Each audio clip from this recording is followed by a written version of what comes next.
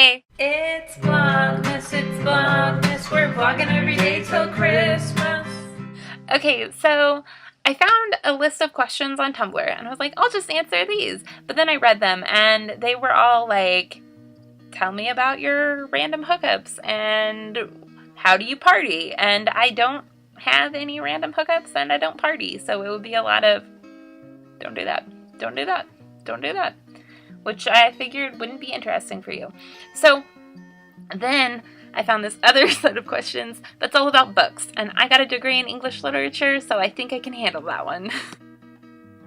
I would, okay, like probably, honestly, either whoever wrote Boxcar Children or whoever wrote Nate the Great, because I read all the Nate the Greats in kindergarten, and I read all the Boxcar Children in like 1st and 2nd grade.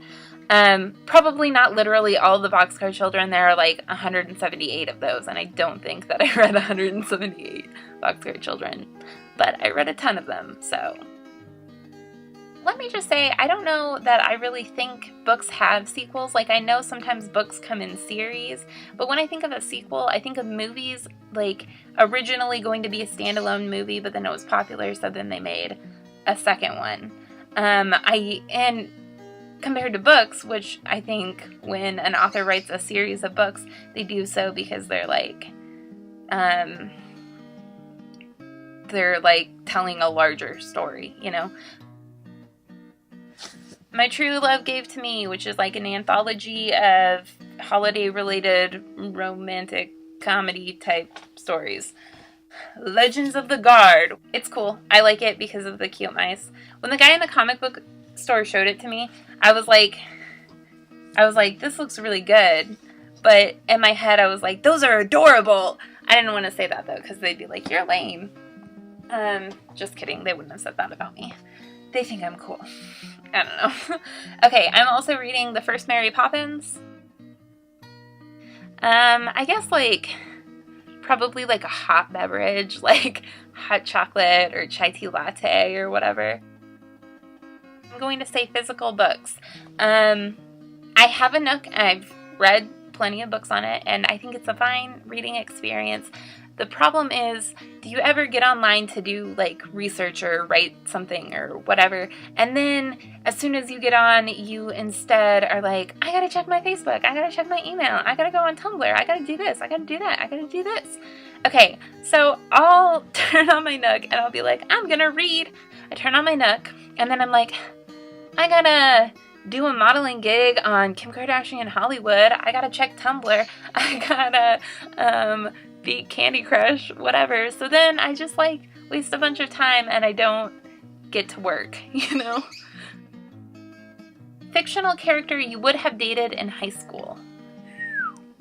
I'm going to say Park from Eleanor and Park, because if I was in high school, he would be age appropriate for me, and that's just my favorite story, and I really related to Eleanor. I was like, I feel like Eleanor, I feel like I'm Eleanor, I feel like, you know, so I think, you know, anyway, Park. Actually, that book was set in the 80s, so if I dated Park when I was in high school, he would, like, I would not be age appropriate for him. I'd be way too young for him. The Paris Wife. It's about Ernest Hemingway's wife. I didn't want to read it necessarily because I don't like Ernest Hemingway, but just like in general as a person. I read the book because one of my favorite coworkers, Barry, berated me into it, and I really enjoyed it. It was beautiful, and I really loved her, the main character, the protagonist. That's like, I don't know what that means. What does that mean? I honestly feel like hidden gem book probably means like a book nobody knows about, which I don't know what kind of books you know about, right? Reading Eleanor and Park.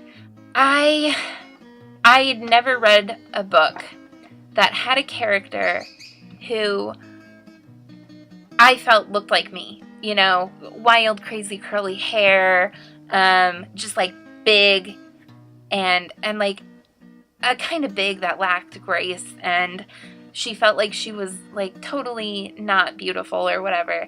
And I read it and I just pictured me but younger with red hair the entire time.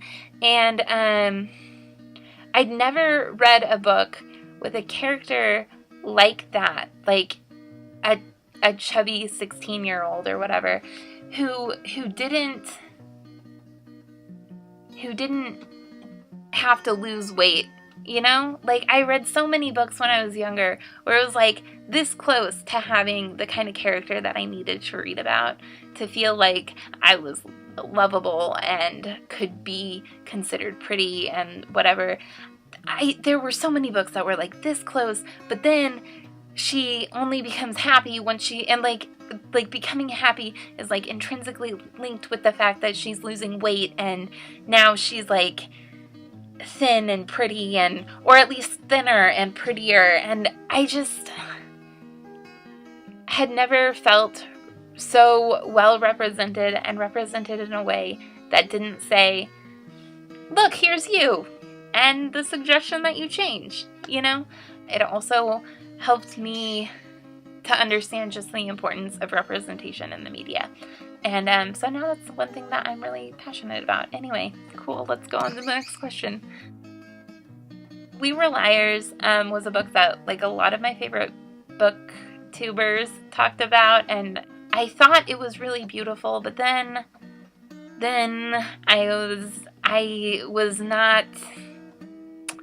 was disenchanted in the end. I was like, that's not necessary. I just feel like the thing that they did to be interesting was more boring than the thing that they were acting like they did to be interesting, which is something that I think you would get if you read it. Like, I've read romance novels before, but I just skip any of the like romance, right? And so then I just get like a really boring plot. So why bother with that, you know? I have no idea. After I finished, what's that book? Perks of Being a Wallflower. It was like walking around in like gray all day. I thought it was really good, but also I won't ever read it again. 2 official bookcases, and then I have like another shelf thing and a crate full of books and a lot of books in a bin downstairs. Summer of the Swans, I used to read it like 2 times a year. I don't think I have like a preferred place to read. I usually do my reading right before bed. I guess I really like that quote from Eleanor and Park that's like, she was right, she wasn't beautiful, she looked like art. Art wasn't meant to be beautiful, it was meant to make you feel things or something. I totally messed that up because I'm not gonna look it up right now. Sorry. But that's the sentiment of it. Focus, a daily devotional. And I got it because I really want to focus spiritually, you know? And the title made it sound like that's what it would do. And it was like poorly written. Like there were serious grammatical issues there. At my small group a few weeks ago, one of the people there was talking about the way we as Christians approach certain topics, and he in some people do so in a kind of judgmental way, and he said there's no grace there. And that is how I felt reading that. I was like, there's no grace here. You're condemning people. Okay, so I read the first Hunger Games, but then did not read any of the other Hunger Games, and I don't really feel like compelled to finish it, but I know that a lot of people really liked the Hunger Games. But I will tell you, I had a hard time getting into the first book, and so sometimes when I think about it, I'm like, I don't know, is it really worth it? Eleanor and Park by Rainbow Rowell. It's kind of a funny story by Ned Vizzini, and Jane Eyre by Charlotte Bronte. everything Rainbow Rowell has ever done. What? Okay, so Rainbow Rowell has a book coming out called Carry On, and it's coming out in October, and I'm super excited about it because I'm super excited about everything Rainbow Rowell has ever done. But what I'm more excited about than Carry On is the fact that Rainbow Rowell is supposedly writing 2 graphic novels that are going to be in collaboration with Faith Erin Hicks. What does that mean? What's a bad bookish habit? Is that like, do I fold down the corners? I highlight books sometimes. I don't highlight hardback books. I used to, but I don't anymore. But I do highlight paperbacks, and I know that gets on some people's nerves.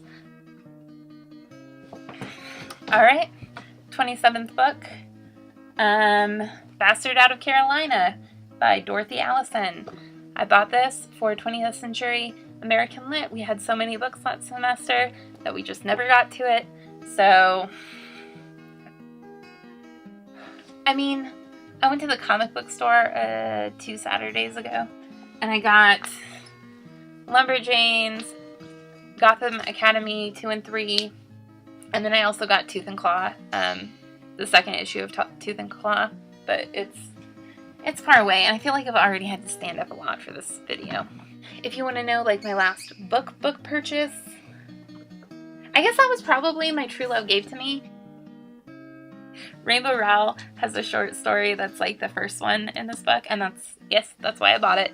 And so I read it, and then I was like laying in bed, and I was like, they're in love, and it's so exciting, and Rainbow Rowell, and I was like too giddy to fall asleep. And then because I'm crazy and clearly emotionally imbalanced, started crying because the characters in the story are in love, and I am not.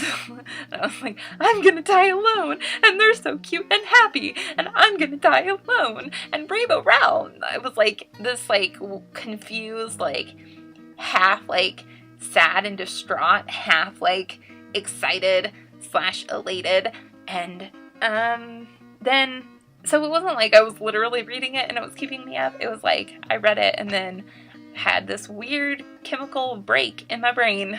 This video has gone on way too long, and it's 10 o'clock, which means I've got to edit, so I need to go. I need to edit, I need to get this uploaded. It's gonna be good. It's gonna be, yeah. Okay, I will see you tomorrow for more vlogging. Okay, bye. Whoever wrote this list mixed up W and V.